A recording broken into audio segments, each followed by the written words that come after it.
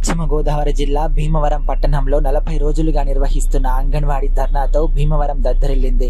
ప్రకాశం చౌక్లో ధర్నా నిర్వహించడంతో భారీ ట్రాఫిక్ అంతరాయం కలిగింది. మా నిరాహార దీక్షలు గాలికి వదిలేసి మహిళలు అని కూడా చూడకుండా పండుగలు పబ్బాలు కూడా అన్ని దూరం చేసి మహిళల పట్ల కనికరం లేకుండా కఠినంగా వ్యవహరించే జగన్ ప్రభుత్వం విజయవాడలో డాక్టర్ బిఆర్ అంబేద్కర్ విగ్రహం ప్రారంభించారని, కానీ ఆయన ఆశయాలకు తూట్లు పొడిచారని అంగన్వాడీ మహిళలు అడిగే కోరికల పట్ల చలనం లేదని, మా ఉద్యమాన్ని అణచివేతకు ప్రయత్నిస్తున్నారని వారు ఆందోళన వ్యక్తం చేశారు. ఈ కార్యక్రమంలో అంగన్వాడీ యూనియన్ జిల్లా అధ్యక్షురాలు అషీనా, నాయకురాలు విజయలక్ష్మి తదితరులు పాల్గొన్నారు.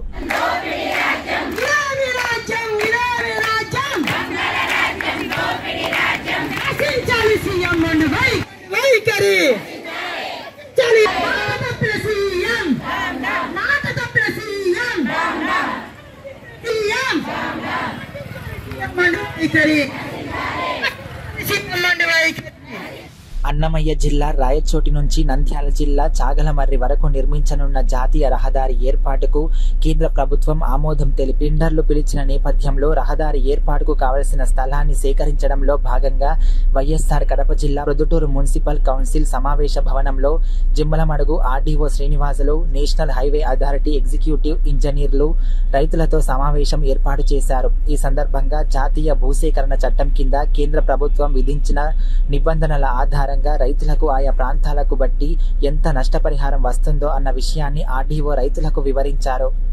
ఈ కార్యక్రమంలో ప్రొద్దుటూరు తహసీల్దార్ నజీర్ అహ్మద్, రెవెన్యూ అధికారులు పాల్గొన్నారు.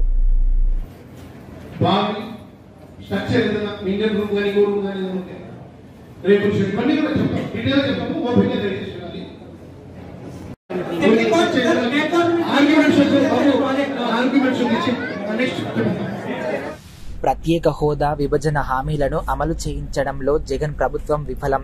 రాష్ట్రాన్ని అధోగతి పాలు చేసిన వైసీపీ ప్రభుత్వానికి రాబోయే ఎన్నికల్లో గుణపాఠం తప్పదు.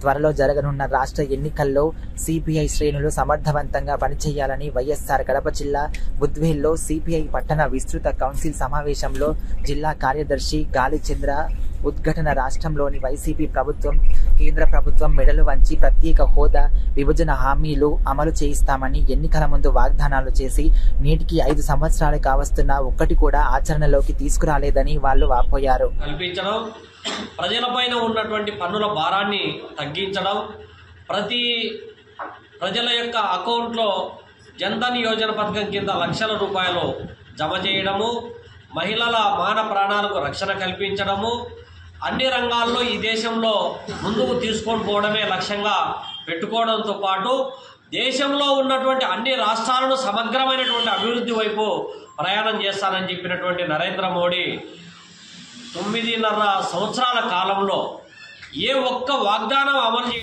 22 జనవరి 2024 తేదీ అయోధ్యలో శ్రీ బాలరాముని ప్రాణ ప్రతిష్ఠ సందర్భంగా జాగృతి పత్రిక వారు రామలల్ల ప్రాణప్రతిష్ఠ ప్రత్యేక సంచిక అయోధ్యకు సంబంధించి పూర్తి చరిత్ర పుస్తకం రూపంలో విడుదల చేయడం జరిగింది. ఈ సంచిక పుస్తకాలను వైఎస్ఆర్ కడప జిల్లా ప్రొద్దుటూరులోని ప్రముఖ వ్యాపారస్తులకు, ప్రముఖ డాక్టర్లకు భారతీయ జనతా పార్టీ జిల్లా ఉపాధ్యక్షుడు భూమిరెడ్డి భాస్కర్ రెడ్డి అందజేశారు.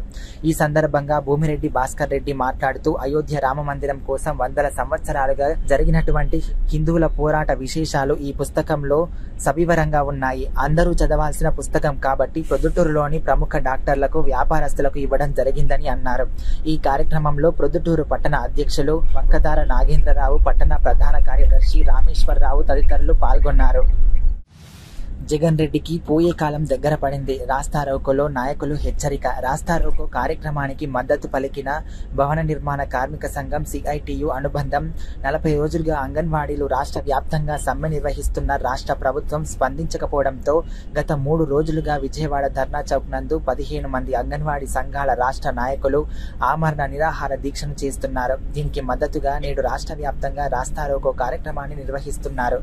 అందులో భాగంగా ఈరోజు వైఎస్ఆర్ కడప జిల్లా మైదుకూరు పట్టణంలో అంగన్వాడీ కార్యకర్తలు రాయల్ సర్కిల్ నందు రాస్తారోకో కార్యక్రమాన్ని నిర్వహించారు. ఈ కార్యక్రమంలో యూనియన్ నాయకురాలు చెన్నమ్మ, ధనలక్ష్మి, భారతి, లక్ష్మి, రిజ్వానా తదితరులు పాల్గొన్నారు.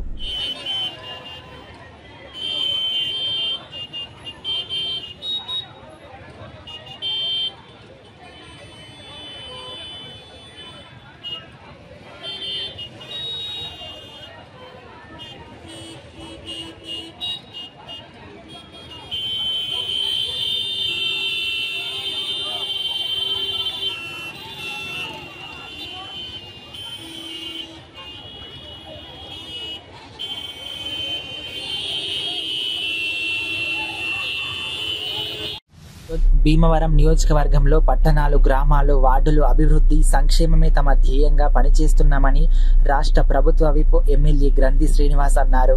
భీమవరంలో ఈరోజు పలు అభివృద్ధి కార్యక్రమాలను ఎమ్మెల్యే గ్రంథి శ్రీనివాస్ ప్రారంభించి విలేకరులతో మాట్లాడుతూ ముందుగా 34వ వార్డులో 20,50,000 నిధులతో సీతా టవర్స్ నుండి గోపికృష్ణ టవర్ వరకు SRKR రోడ్డు నుంచి ASR కళ్యాణ మండపం వరకు నిర్మించిన బీటీ రోడ్డును ఆయన ప్రారంభించారు.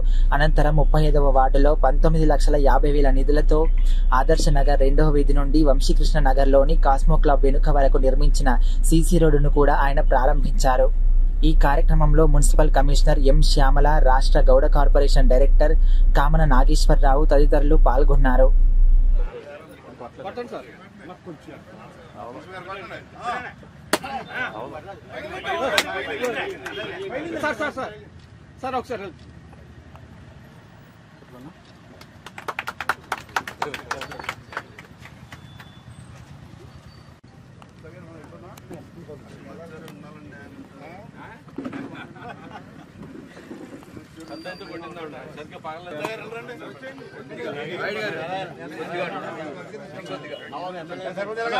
సుబ్రాజు అలా వెళ్ళిపోండి.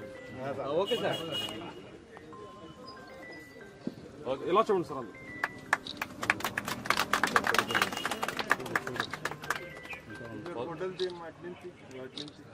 గమనించి